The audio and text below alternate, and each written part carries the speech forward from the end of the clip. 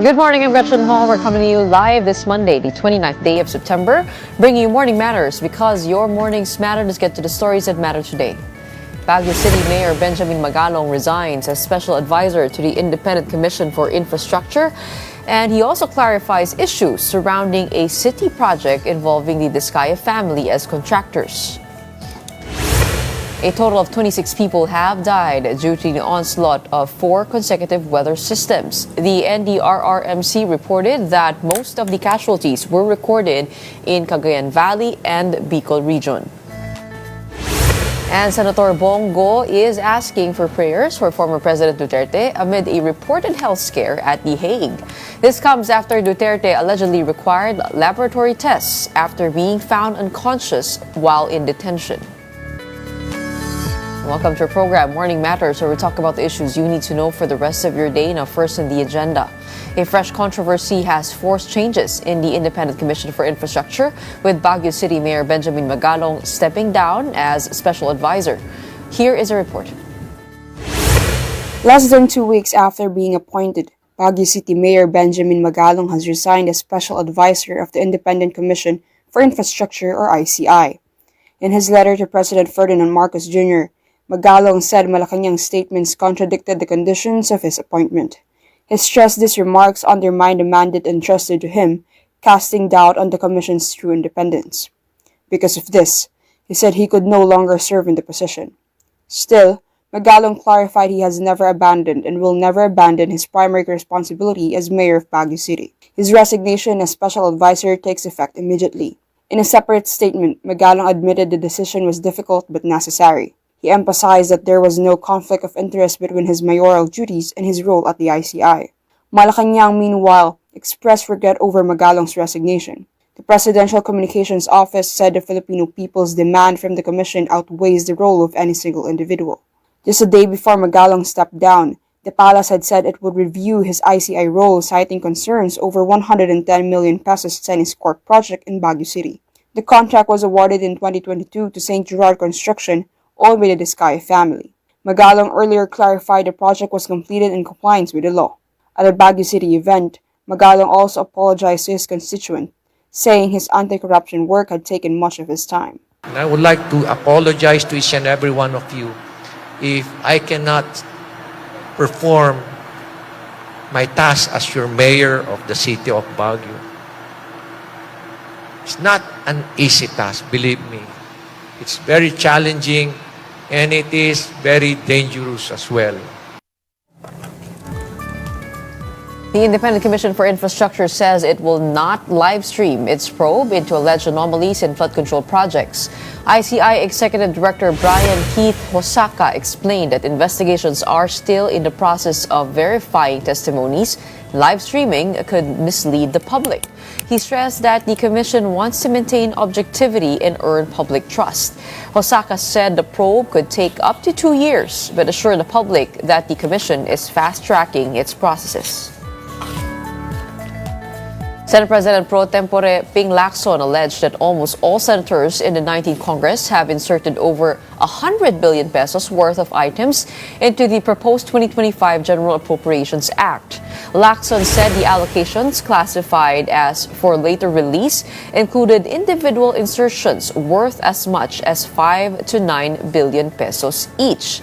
He cautioned that such insertions could undermine planned infrastructure projects and strain public funds, while clarifying that amendments or insertions are not automatically illegal.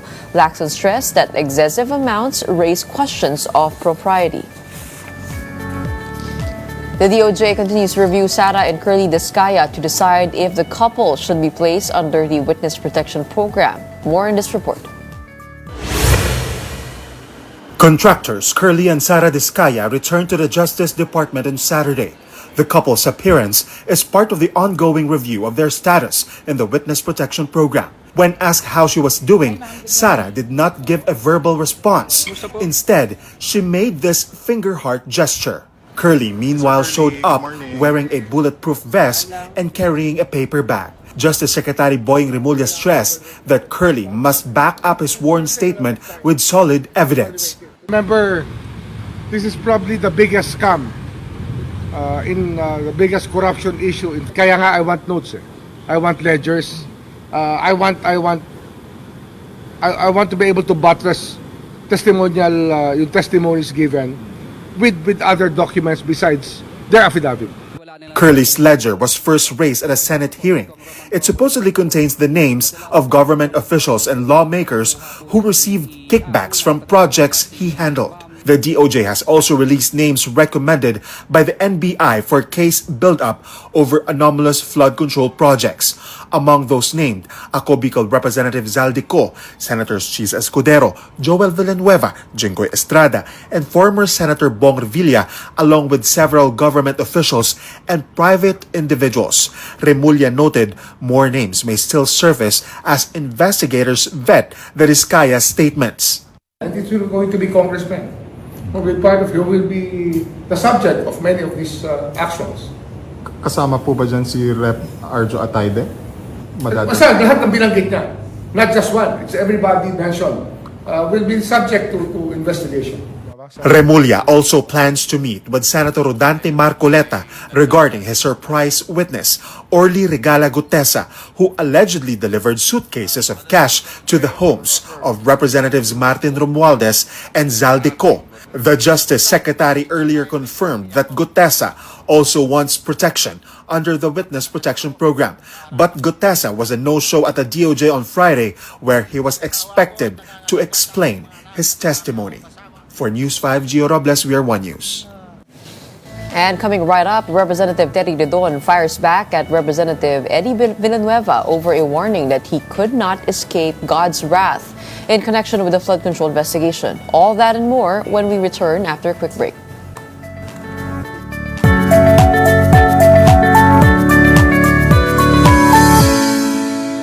Welcome back. You're still watching Morning Matters here at One News. Bicol South Representative Terry Redon fired back at Sibac Party List Representative Eddie Villanueva, who warned he could not escape God's wrath over the flood control investigation.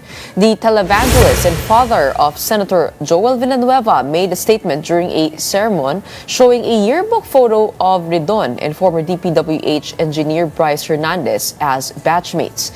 Redon responded saying, quote, "Baka makulong talaga si Senator Joel, Brother Eddie, kahit isumpa mo pa ako."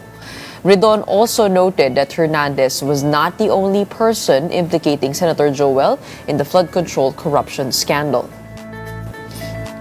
Let's talk about this and more with Bicol South Party List Representative Terry Redon. He joins us on the show this morning. Magandang umaga po sa inyo, Congressman. Ay, magandang umaga. Maraming salamat sa pag-invita. Unang-una, ano ho ang reaksyon po ninyo dun sa sinabi po ni Brother Eddie dun sa isang JIL service? Wala ba talaga kayong ugnayan kay Bryce Hernandez? Sabi po niya, batchmates daw po kayo. Alam mo, napag-usapan na natin yan. Doon pa lang doon sa naunang senador na nabanggit, no? Hindi ko siya kilala. Ayoko na ulit-ulitin dahil parang talagang na paniwanag ko na yun noong umpisa pa. Wala kami kaugnayan ni Bryce Hernandez. And more importantly, hindi lang naman si Bryce Hernandez yung nag-uugnay kay Senator Joel, no? Dito po sa bagay na ito. In fact, si Henry Alcantara, yung boss ni Bryce Hernandez, ang kanyang sinabi ay nag-deliver siya ng 150 million sa rest house sa Ibulot Barangay, Bukawi, Bulacan, sa taon ni Senator Joel na Peng, no? So, I think yan yung mga kailangan sagutin. Sino si Peng? Sino may-ari ng rest house? Talaga ba na may 150 million na kickback galing sa unprogrammed appropriations ng flood control na ibinigay kay Senator Joel Villanueva? I think these are the more important issues, no, that Senator Joel will need to explain not just before the Blue Ribbon Committee, but also before the Independent Commission for Infrastructure and the NBI and the DOJ that are basically including him already in the charge sheet in the last couple of days.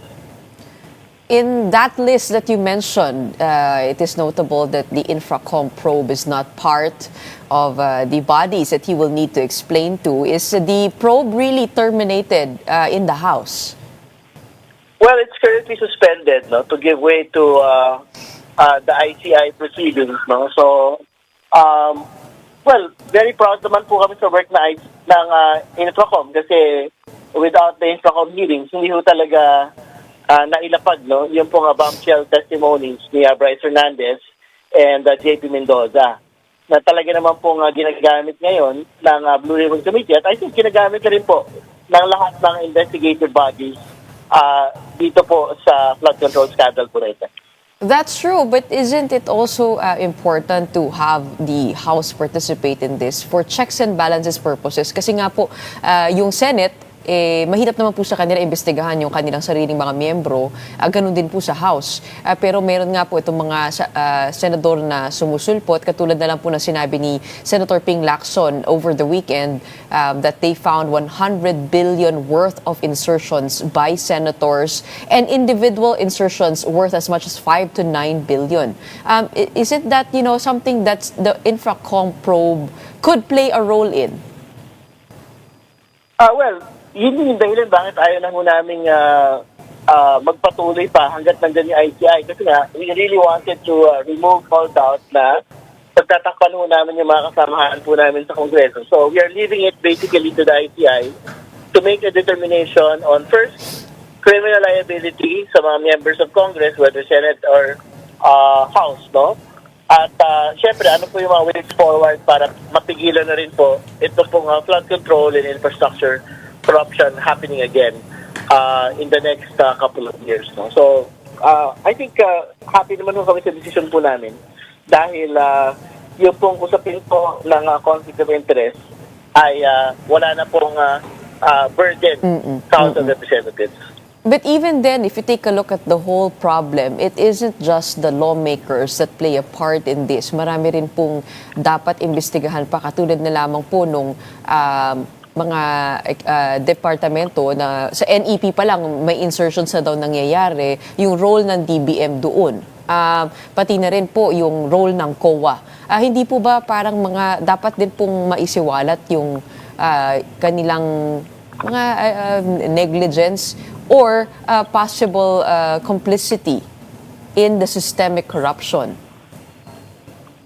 Well, napag-usapan na yung COA sa House Infracom. No? So, may mga bahagi po doon na nahagip na po namin yung COA liability. Actually, yung pong innovation po ng ng Senate Blue Ribbon Committee, yun pong pagkakabanggit po ng mga executive-only interference, no? Dito po sa flood control corruption. Based po doon sa affidavit ni DPWH Undersecretary Berto Bernardo kung saan siya DepEd Undersecretary Trigib Olaybar ay nagtatransaction po on unprogram appropriations for a 15% kickback, no? So, ibig sabihin, ang involved po dito, hindi mga congressman, hindi senador, kundi executive-only officers po, no? Yung po ang pinag-uusapan po dito, supposedly for the Office of the Executive Secretary, which, to be fair, the Executive Secretary flatly denied, no? Pero I think, actually, kahit ako, nagulat ako, na pwede pala yun. Kasi originally, parang ang understanding natin, senador sa congressman lang ho. Kadalasan po yung mga sangkot sa ganito pong mga bagay. So ang DBM, meron din silang, kumbaga parang nasa kanila yung huling bola bago maipasa ito before it becomes HGAB. Well, yan yung sa normal process, no, ng mga line item projects, activities and programs. Pero yung binabagit po kasi in the affidavit of Undersecretary Bernardo, yung pong unprogrammed appropriations po yung ginamit eh. Ito po niya Undersecretary Olaybar na talaga meron pong 15% kickback. Ibig sabihin, these are not line item appropriations. Ultimately, kahit sabihin po nila na meron pong DPWH proposals na inapprove under very strict conditions, the final say for the use of unprogrammed appropriations does not lie with the implementing agency. It lies with the Department of Budget and Management. So, I think a closer look is warranted for this. And talagang binabati mo natin Senator Lacson kasi siya yung nakahuli nitong bagay po na ito. At meron din po siyang isang bringing up, no? Ito pong for later release. Could you help us understand ano po yung ibig sabihin nun? Yung po ba ay kapag meron lang excess na pondo?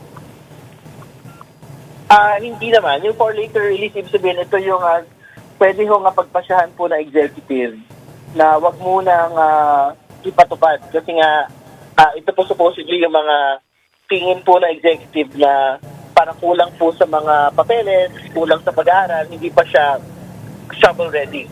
No? So, yan po yung FLR. So, it doesn't have to be yung mga unprogrammed appropriations. So, I think there are even line items that are also deemed as for later release na executive. Pero ito pong for later release ay na-budgetan na rin talaga.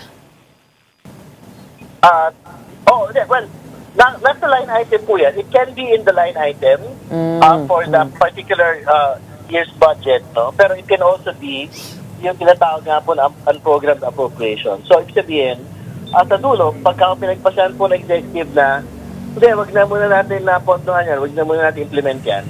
Meron siyang actual pong kapangyarihan para po dito. Pero yung unprogrammed appropriations, would you know who is the one who puts that in the budget? Sino po yung naglalagay? Lahat po ba yan dumadaan sa lahat ng branches? So, yung unprogrammed appropriations po kasi, basically parang lump sum yun eh.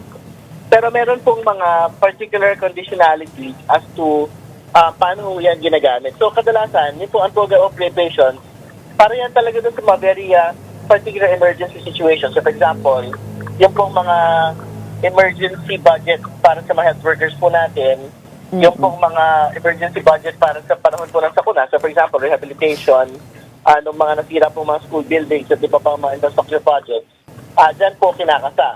So, may mga requirements din yan na may actual na additional revenue of government para po dito. Pero, actually, ang pinagtataka ho namin, even for new construction of infrastructure projects, like what we had seen in the last couple of years, pwede pa rin pala yung unprogrammed appropriation. So, I think, baka kailangan, at ito yung hindi ko nabanggit mo nung nakaraan when we suspended the probe, at binabanggit namin yan, dapat meron po talaga sigurong batas relating to unprogrammed appropriations na talagang ang kailangan lang po nga makagamit ng unprogrammed appropriations pagka meron talagang emergency in nature. Ito pong pagkakagastos na ito. Kasi for example, yung pong ibang mga na-release po na unprogrammed appropriation, new construction po yun eh. So, there is nothing emergency about these things. No? So, bakit kailangan ikasa against unprogrammed appropriation? Tingin ko, pwede naman ho yan ikasa under po the normal budgeting process po ng gobyerno. Pero itong unprogrammed appropriations is already written down in the NEP. Tama po. So, nasa NEP na yan, nakalagay din po yan doon sa HCAB, pinag-usapan din po yan sa Bicameral Conference Committee. So, dinalatag po dyan kung gaano kalaki yung unprogrammed appropriations at ano po yung mga conditionalities for use. No? So, yung problema nga ho natin, parang baka lang it's a bit too general. Even if you place specific conditionalities for the use, I think yung po kailangan masapul po ng gobyerno, dapat para lang talaga sa mga emergency appropriations, disaster-based appropriations lang po, ito pong paggamit ng unprogrammed appropriations. Okay. When it comes to the reports that you are submitting to the ICI, kasama po ba doon itong BICAM report at small committee report? Dahil apart from the NEP being the source of insertions, ito yung dalawang pwede ring mapasukan at matagal nang hinahanap ng taong bayan. Ayan din po ba ay magiging part ng inyong submissions? Hindi na pag-usapan with particularity kasi yung small committee at Bicameral Conference Committee. No? Kasi syempre, yung Infracom talagang ang kanyang main concern ay yun po actual flood control corruption. So, ibig sabihin, yung mga Bulacan issues, Vizcaya issues, yun po yung mga laman po ng transcript. No? Pero, tama ho kayo, no? I think dapat suriin po at I think kasama yan doon sa mga sinisiyasat din mismo ng ICI to give particular context. But I'd like to be very clear, yung pong hinahanap ng small committee report, sa totoo lang, yan na po yung HGAB. I think there is no other small committee report that we have to be looking for. No? And secondly, yung pong BICAM report, I think yan po yung dapat din pong mahanap. Kasi ako hindi ko talaga alam kung ano yung... Kasi may binabanggit siya Senator Ting, di ba? Na I think he has a list of insertions that had been made in the BICAM by senators and congressmen. No? So, I think dapat may sama din po yan sa listahan.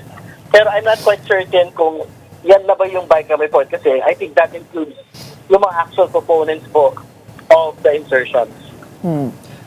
When it comes to the Commission on Audit, Senator Sherwin Gatchalian has said na hindi sila dapat palagpasin dito dahil yun nga, kung hindi umano nito nakita yung mga red flags kasunod ng mga ghost or substandard projects, dapat din silang ma-question.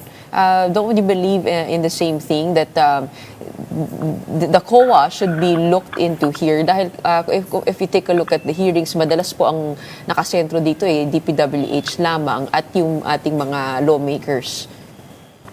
Hindi, wala tayong debate. Pero we have to be able to talk about the specific projects po kasi for example, yung pong 2025 those project ng SIMS saka ng Bulacan First District Engineering Office, ang binanggit po ng COA during our hearing ay nahagip po ito ng COA.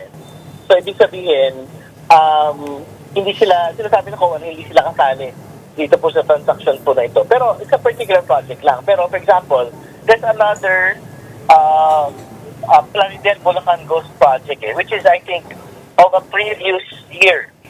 So, obviously, pagka na-ghost project yun, dumaan na sa COA post-audit yun. So, yung bagay po na yun, I don't think pwede makalusot po yung COA doon. Ibig sabihin, malamang kasabot sila kung may ghost project, tapos na yung fiscal year implementation po na yan. So, yun po, kailangan nung palalinin din po yung bagay niya.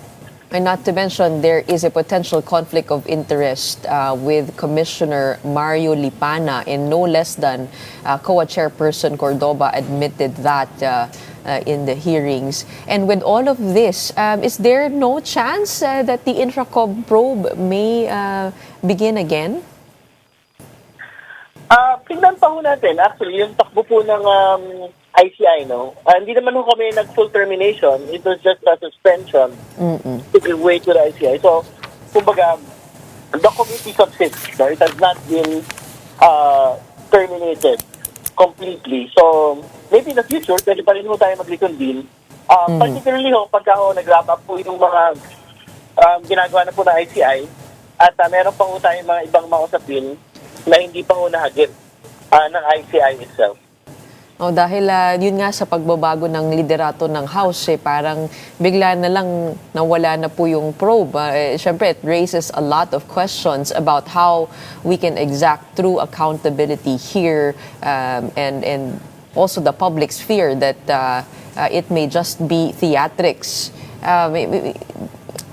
Don't you think that there are things to be done here? What is the direction of the Infracom when it comes to actual reforms to the system? Well, nabanggit na ho namin nung we had announced the suspension na yun una, yung binanggit ko na yung reforms relating to unprogrammed appropriations. Secondly, yung lagi na ho namin binabanggit from the very beginning, yung pong private sector inspections po over the course of project implementation. Ibig sabihin, dapat mag-engage talaga ng mga engineers bago binabayaran po yung mga contractors to make a determination kung tama ba halimbawa yung inspection teams ng DPWH. No? Para basically, yung pong lahat ng mga pwedeng mga leakages nito pong corruption, substandard, saka ghost projects ay mapigilan po talaga natin. So I think malaki po yung magiging papel ng mga private sector engineers being part of all of these infrastructure projects. No? So, yan po, yung ilan sa mga I think dapat mailatag po natin. Secondly, and more importantly, yung sa usapin po na insertions. No? So, I think kailangan mo talaga natin ng full and complete transparency on insertions. So, sabihin, if you want to make insertions in every step, in every phase of the budget, whether in the NEP, whether at the level of the House Appropriations Committee, Senate Finance Committee, dapat pangalanan ho natin yung mga sarili ho natin na kung sino yung congressista, sino yung proponent dito po sa bagay nito. Kasi siyempre, kailangan natin panindigan na talagang para sa bayan po itong bagay nito. Kung yung tulay na ito, kung yung flood control na ito, kung yung school building na ito ay para sa ating pong mga kababayan, ilagay po natin yung pangalan po natin dito.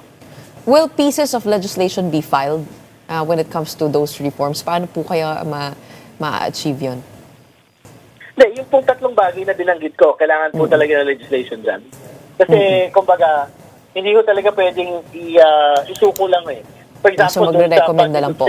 Yung pong unappropriated, unprogrammed appropriations, no? Kumbaga, kailangan talaga na very specific prohibition sa mga non-emergency, non-disaster related appropriations for the use of unprogrammed appropriations. And speaking of the things that the House can do, isa po dito ay mapauwi si Congressman Zaldico. What is the House doing to ensure that he will be able to come back and answer? And also meron pong ethics complaint filed against him. One repercussion could be expulsion. Yun po ba ay napag-uusapan na sa House? I think ngayon pong linggo yung pagsisimula po ng pagdinig po ng Ethics Committee, laban sa Congressman ko. At I think ngayong araw din po, yung araw po ng huling araw ng revocation ng kanya pong travel clearance. So I think ang expectation po ng House of Representatives ay narito na po at magpapakita na po sa Kongreso si Congressman Zaldico. So we'll see this week kung ano po yung mga gagawin po ng House leadership relating to him. But I'm quite certain na I think ang magigilugsaran po ng bagay na ito ay sa Ethics Committee probe po na gagawin po ng House. Kumbaga binibigyan lang po natin ng sapat na panahon na mag-respond itong si Congressman Ko. Tama ho yun. So, ibig sabihin, meron kasi previous experience na ho doon sa pagpapauwi kay Congressman Arnie Teves. No? So, napatawan siya, I think, ng ilang mga previous to expulsion, merong mga naipataw sa kanya, I think, na mga penalties yung pong Ethics Committee. So, tingnan pa ho natin kung mag-apply po ito kay Congressman Ko. Congressman, bilang panghuli, si ICI Executive Director Hosaka said that live streaming will not be done for the investigation because they could mislead the public. At sabi po din niya, the Commission wants to maintain objectivity and earn public trust. Isn't that contrary to the goal? Kasi hindi po ba ito nga pong culture of secrecy that has allowed corruption to pervade for a long time will still be employed? Do you agree with the private investigation? Well, kailangan natin mag-clarify, no? Yung pong commission po kasi I think para quasi-judicial supposedly yung kanyang function So, similar to how the courts do it, no? So, hindi yan talaga fully public, no? Pero I think at ito yung ina-expect ko sana, kung hindi man sila mag-live stream, baka pwede yung public audience sa kanila pong proceedings, no? Kasi yung mga korte naman, ang totoo, pwede naman talaga yung mga tao doon di ba? Kahit sa Supreme Court, pagka nag-oral argument, pagka may mga pagdinig, talaga naman pong may mga tao pa rin po doon nakakapanood. Pinapayagan. So, ibig sabihin, I can agree na siguro hindi nila kailangan mag-live stream, pero yung po nga public participation at the very least in having an audience there, baka pwede yung pag-aralan po nila. Kasi nga, if the idea of an ICC is for it to be a quasi-judicial entity, dapat meron siyang semblance din pa rin po ng public participation. So, kung parang korte yan, dapat pwede pa rin po manood yung mga tao sa korte. Di ba? Pero agree po ba kayo na live streaming could mislead the public? Hindi naman. Sa totoo sa dulo, kailangan mo talagang, ang dulo naman magpapalit sa bagay na yung publiko Di ba? Kung sino yung, sino yung dapat, tingin nilang dapat managot, ano ba yung dapat gawin ng gobyerno, no? So, bayaan natin silang gawin yung trabaho nila. Pero tingin ko, hindi din tama yung binanggit nila na live streaming might mislead kasi that might also refer to how Congress and the Senate actually does its work, no? Which basically live streams much of its events and proceedings, hindi ba? And it is the public's trust that needs to be regained here. And I don't know how a private hearing could do that, but we hope for justice as we have been fighting for. Para po kasing teleserye na wala nang susunod na episode. Then, meron pa yan. Tingin ko naman, I think, you've been seeing unraveling naman over the course of the week. No? So, siyempre, our expectation is we actually get to be able to go to the bottom of all of these things. No? So, yung most recent po talaga update is something that's really interesting. Ito pong executive-only intervention, interference into the budget. Well, aasahan po namin kayo sa House na hindi niyo po bibitawan ang bola sa issue na ito. In the meantime, maraming salamat po for joining us and answering our questions here on this show. Thank you for your time. We have Bicol South Party's Representative Terry Ridon. Maraming salamat. Good umaga. Meanwhile, the death toll from successive storms in the southwest monsoon has risen to 26. According to the latest update from the NDRRMC, 4 of these fatalities have been confirmed, all from the Cordillera Administrative Region. At least 33 people were injured, while 14 remain missing. Authorities said around 2.8 million individuals or 738,000 families have been affected. Over 163,000 residents are still staying in evacuation centers, with the Bicol and Bangsamoro regions among the hardest hit. Meanwhile, nearly 150 passengers remain stranded in ports across southern Tagalog and Bicol, based on the latest monitoring of the Philippine Coast Guard.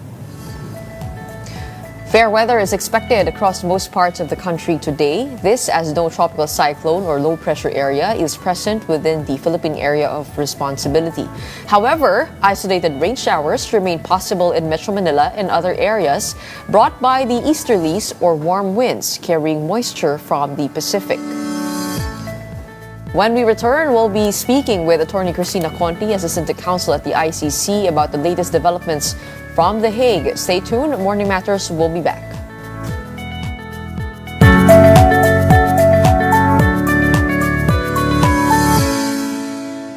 Good morning, I'm Gretchen Ho. Here at Morning Matters, we talk about the most pressing issues and give you the context behind the headlines.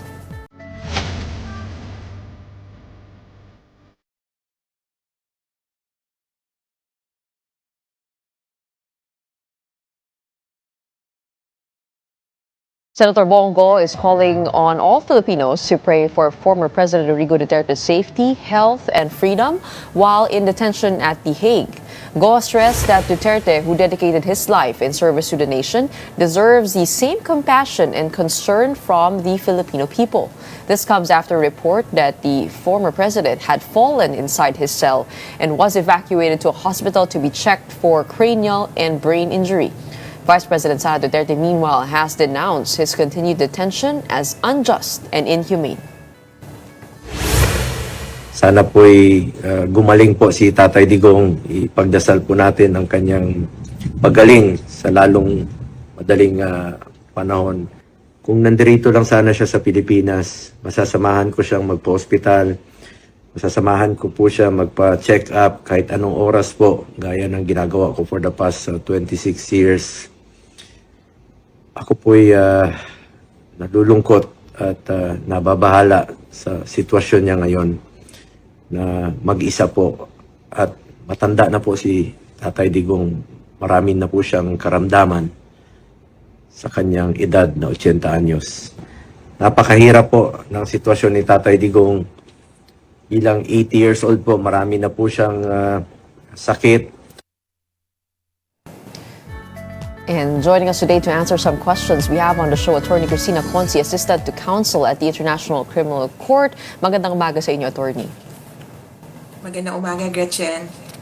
Una-una, sinabi ni Vice Presidente in a statement daw that her family received credible information from hospital sources that the former president had to be subjected to lab tests after being found unconscious on the floor of his room. Ano po ang inyong masasabi at ang inyong nakalap na impormasyon tungkol dito? Well, first, we are concerned if this is a situation of the former president. Remember that the victims have so much at stake here. He has to be alive for trial. Pero at the same time, nalilito kami dun sa mga statements na naman, even within their camp, there are inconsistencies. One, as to the facts, Harry Roque yesterday told in an interview said that hindi naman daw na unconscious, natumba lang. And second problem is they're saying that this information comes from hospital sources or health professionals or people involved in the care of Duterte.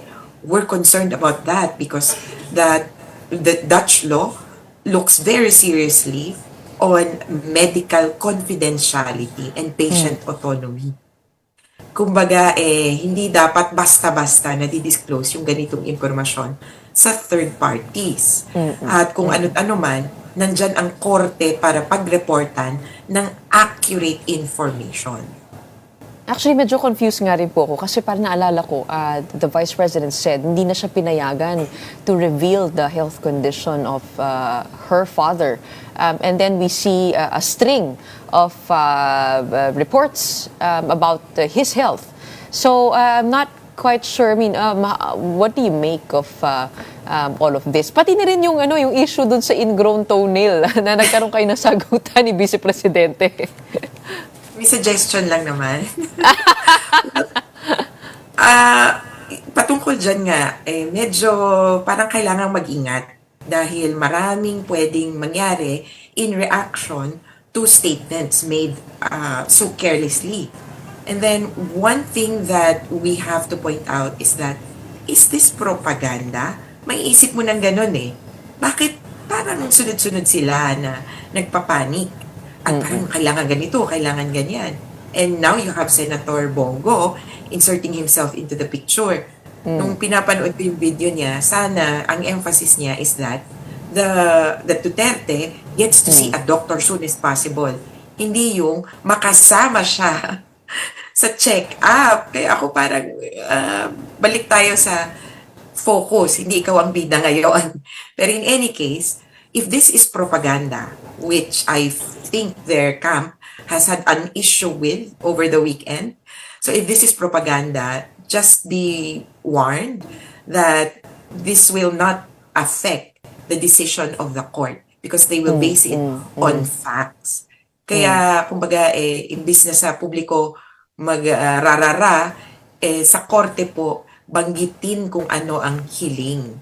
Kaya, alam ko, out of the picture tayo, really. In all these proceedings, redacted di ba? Yung patungkol dun sa medical situation niya. And that is with good reason. Para walang speculation sa kung anong nangyayari. Hindi yung ang dami nating nakikitang picture, di umano ni Duterte while in detention. Kakagulat yun. So that kind of disinformation is troubling. And I note that over the weekend, ito na, merong nagkagulo tungkol dun sa interim release. So sa kampo nila, na balita, na-granted na yung interim release. Saan pala galing to? Sa filing ni attorney, ni Nicholas Kaufman, na the Philippine government does not oppose or poses no opposition to the interim release of the president. Na kinontest naman nung source of the information. Ang kino-quote niya kasi si Claire Castro, the spokesperson, na sabi, parang hindi ganyan yung tono ng statement ko. Nung binasa nga namin, parang medyo stretch din. Ang sabi niya lang, kung babigyan ng interim release, edi okay, go. Pero hindi niya sinabing, sige, bigyan niyo po ng interim release. There's a whole ocean of difference between those two statements. Sinabi nga ni Attorney Claire Castro, Attorney Kaufman appears to have mastered the art of twisting some facts. But how do you understand all of these developments in relation to that request for an interim release? Yan po ba ay, kung they have proven somehow that there's merit in the health conditions of the former president, mas malaki po ba yung tsansa na mag-grant yan? Well, could be. Baka yun yung argument nila. Pero, and ipapasok ko na rin yung konsepto ng competency. So, sinasabi kasi nila na not fit to stand trial. Pero ito, the basis is intellectual or mental of that request. So, technically, ang request nila is to adjourn the entire proceedings. Huwag na nating ituloy ito at all kasi not fit to stand trial. We are in the process of determining. Yung ICC, I'm pretty sure, will be appointing experts to aid them in the decision as to this adjournment request, yung fitness to stand trial issue. But at the same time, may bearing dun sa interim release. Sa interim release, mukhang ang basis naman is physical health matanda na, hindi na kayang ganito, kailangan ng 24-hour caregiver. Kaya parang they really need to, I would suppose, paint the picture of Duterte as being so helpless, so, kumbaga, health, immunocompromised and everything, para lang ma-clinch yung two issues.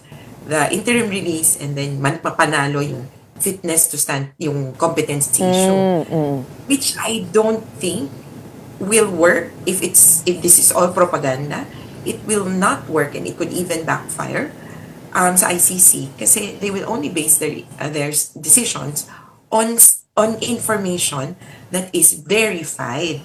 Facts dapat. Hindi yung sabi-sabi. And this, kung sakaling mali ito this will worsen the situation. Kung sakaling tama naman, well, this will also worsen the situation because this exposes gaps in the ICC's medical facility protocols. Hindi nyo sinabihan yung kapamilya, hindi nyo sinabihan yung abogado nung napunta sa ospital. Maybe for some minor issue, tipong kunyari, nadulas, and kumbaga normal, quote-unquote, di posibleng hindi pa ipaabot, pero yung napunta sa ospital, that is very serious. Kaya yung ICC talaga ang, kumbaga, kailangang gumalaw dito. Problem lang, there are some issues which we are not part of, which the public will never be part of because they're private. Yun nga yung tatanong ko sana kung sa totoo lang, private na yon. Yun nga itatanong ko sana kasi kung ano bang proseso rito kasi nga hindi nga daw na-inform yung kanilang pamilya. How exactly does the ICC handle medical emergencies? And then dapat every step pa yan may reporting to the family or the relative? Well, as I understand it, no, there is no parang everyday reporting. O, itong nangyari. Uy, nahulog. Uy, natalisod. But if there are serious issues and the patient, the detainee, has to be taken to a hospital, then the next of kin should be messaged. Pero ito yun In Dutch law, medical confidentiality is sacred. Yung pasyente lang ang may alam. Yung pasyente ang may call kung gusto niyang ipaalam kung kanino man. Yung pasyente ang magsasabi kung sinong doktor ang gusto niyang kausapin. And so forth. Patient autonomy is a real thing dito. Hindi katulad sa atin na sino ka, kapamilya, kapatid, pinsan, o sige, ganito ang nangyari. Baka may ganun, Dito, very strict sila. And everything boils down to the patient. Whatever he or she wants will be followed. Kaya, I would even say, kung hindi sila pinabutan, baka ayaw nung pasyente. Or kung ano man. Unless it is serious. Yung pagiging serious naman, again, balik tayo dun sa ano ba talaga yung competency ni Duterte. If they're saying that he is no longer competent, not only to stand trial, but to make decisions for himself, then he should be able to appoint parang proxy or next of kin who will be his medical emergency contact. Ang isa pa nga sa mga nireklamo ng Vice Presidente ay itong welfare check na ginawa ng Philippine Embassy officials kay dating Presidente. And she said, to deprive an elderly man abducted, denied his rights under Philippine law, and subjected to surveillance, disguised as welfare checks of basic dignity and proper care is not justice. This is cruelty. Pero the ICC said also that they don't act without approval of the person in detention. Is it possible that the president actually requested or approved that visit? Yes, and that's the rule. I don't see the ICC bending their own rules na surreptitiously getting in an unwelcome visitor. Lalo na kung, depende pa yung sa tono, If there was a medical professional who was there, iniisip ko, sinong mag-a-assess? How can it be surveillance if it was just a visit na nagdala lang ng prutas o kung ano man? So, ako, ang undertones pa nga, merong medical professional na tinitingnan, sinisipat-sipat, and coming up with his or her own opinion as to the health of Duterte. Otherwise, it will just be, kumbaga factual. Kaya pa rin naman pong tumayo, kaya pa rin namang maglakad. So, as to this, I would look at the ICC statements and manual, there really are provisions for consular visits as a matter of right. So yung tao, yung detenido, kapangyarihan niya or within his power to request for that or to approve a visit. Kaya hindi ko makita na this happened without his consent. Okay. How do you think these developments might influence the postponed confirmation of charges hearing against the former president? Meron na pong nilabas na document of charges. Ano pong inaantay po natin? Yun po yung bang desisyon dun sa request for an indefinite adjournment? Yes. Yung adjournment request ang pinakamalaking balakid, so to speak, to the schedule. Until we can finally say he's fit to stand trial, hindi marereset yan. Kasi sa ICC, bawal ang absent in spirit or in person. So kailangan fit to stand trial ka. And we cannot proceed without him. Although, may isang judge, si Judge Flores, sabi niya, nalito ba tayo na ang confirmation of charges hearing is the pre-trial stage? Trial pa kailangan yung fitness to stand trial. So maybe we can proceed with confirmation of charges. Oo, kasi pag-uusap, arguments lang to eh. Paano ba? In the Philippines, we call it arraignment, di ba? Yung babasahan ng sakdal. Hindi pa nga ito yun eh. Hindi pa siya magsasabi, guilty or not guilty. That's at trial. This pre-trial stage, pag-uusapan pa lang kung anong charges. The charges are a proposal from the defense. From the prosecution. The defense and the witnesses can weigh in. After that, the judges will decide whether or not to confirm the charges. Kumbaga, hindi pa nga approve. Wala pa yung final charges or sakdal na babasahin. Kaya sabi ni Judge Flores, ay mag-ano na muna tayo, mag-arguments. Kung ba parang oral arguments. Mag-oral arguments na tayo para malinaw anong charges. Saka na lang natin pag-usapan yung factual issue. Kasi ito legal issue eh. Sa trial, let's go to the factual issue of whether or not he's fit to stand trial. So we're waiting for the schedule, pero mukhang ito yung pinakabalakid. Yung fitness to stand trial, gusto ko po maintindihan yun. Ano? Sabi niyo, bawal absent, in spirit, dapat in person. Kung nandun po si dating Pangulong Duterte, kung na-prove po nila na may, let's say, mental deterioration, may dementia, ano pong, hindi na po talaga pwede magtuloy. Have you seen jurisprudence on this? Yes, the case will be archived.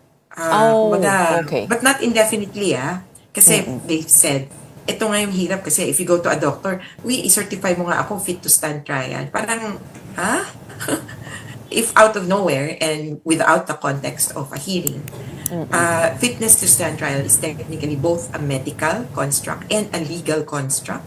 Sa totoo, in the end, it's the judges who will decide. Is this person fit to stand trial? Kaya...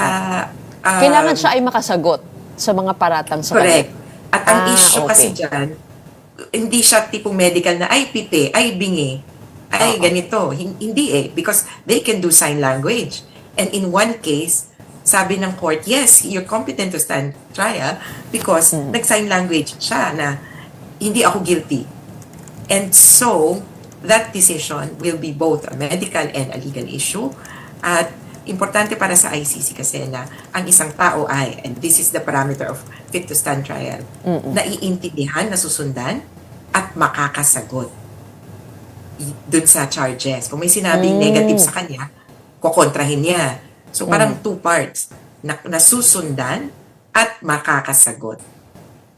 In which case, the case that was archived, did the person in detention get an interim release or get released? That's a different matter altogether. Pero yung dun sa archival, sorry, ibalik ko lang din na ang fitness to stand trial is not a static situation. Kumbaga, ngayon, unfit ako to stand trial. Pero pwedeng, and the rules say, after every 120 days, you are checked if you are still fit for trial.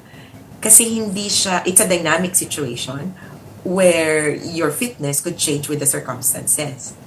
And I'm pretty sure the defense will argue, yes, we need to change the circumstances, and he has to be released to a home, to a house, hindi detention facility, to, eto na, to alleviate the situation and to make him, kumbaga, para maggumaling siya.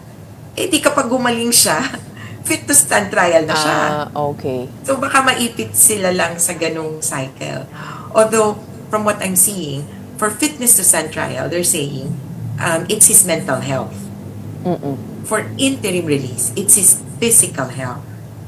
Na matanda na, kailangan ng caregiver, etc. So, we'll see how they will address these inconsistencies. I guess sa dulo, no, is a dismissal one of the possible outcomes of these requests? Yes, of these requests. Okay. Pwedeng i-deny talaga yan ng ICC. Pero at the same I mean, time, dismissal of the case against the former the case. president. Oh, yes. Posible Ultimately, yun. the dismissal of the case will be based on evidence. Not Kaya lang, on the tutuloy fitness ang to stand trial. trial. Not on the fitness to stand trial. Well, for the case to be dismissed, he has to be fit for trial. And then trial must commence. Pero kung And hindi then siya fit he for must be trial, acquitted. if hindi siya fit for trial, could he Archive. be in detention, in detention na mas matagal na panahon, or pwede rin siyang mag-grant ng interim release? Pwede ring mag-grant ng interim release. Medyo independent yun eh. Kumbaga, kung unfit to stand trial, then maybe you should be sent to a care home, to a hospital, lalo na kung mental Okay. issue. Alright. Hindi ka kasi acquitted eh. Kapag not fit to stand trial, the case is archived. Precisely, it's archived until the point that you are fit to stand trial, if that is possible. So it looks like they are gunning for better conditions for the former president, maybe outside The Hague. But we will see to that. Ano pong susunod nating inaantay? Ito nga pong yung desisyon sa indefinite adjournment. Yung sa interim release po, will that do you have any word about that?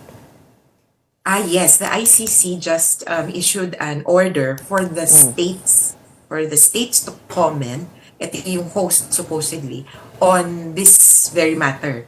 Remember that this is the second round of interim release request. Nung una, nag-request sila, tapos nirendahan nila sarili nila. Later on, teka, I will renew the request. Kaya parang ang tagal na natin naririnig, pero hindi pa napagpapasyahan. Dati, nakapag-comment na yung mga bansa.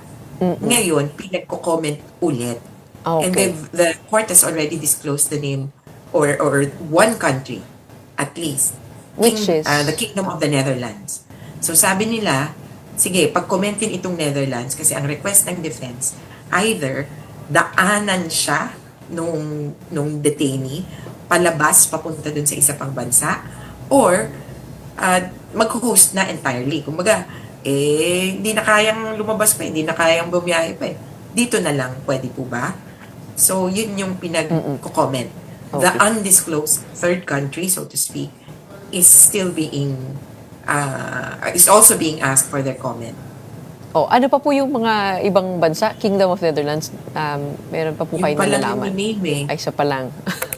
Alright. Hirap mag-speculate. At least nakaisa na tayo. Let's stick to the facts. Okay. Maraming salamat sa iyo for your time this morning and helping us understand the latest developments over at the ICC. We have attorney Cristina Conti, assistant to counsel at the ICC. Thank you, Ingat. Let's move on over to sports. Italy has cemented its volleyball dynasty, repeating as FIVB Men's World Champion after defeating Bulgaria in 4 sets at the Mall of Asia Arena. The world number 2 Azzurri prevailed before a crowd of over 16,000. Yuri Romano led the charge with 22 points, including 5 straight aces in the second set. It is Italy's second straight world crown after winning in Poland in 2022 and their 5th overall title in history. For Bulgaria, it was a bittersweet finish, falling short of the gold but making their first final appearance since 1970. Meanwhile, Brazilian volleyball legend Laila Barros returned to Manila after 21 years, joining the 2025 FIVB Men's World Championship as a guest of honor.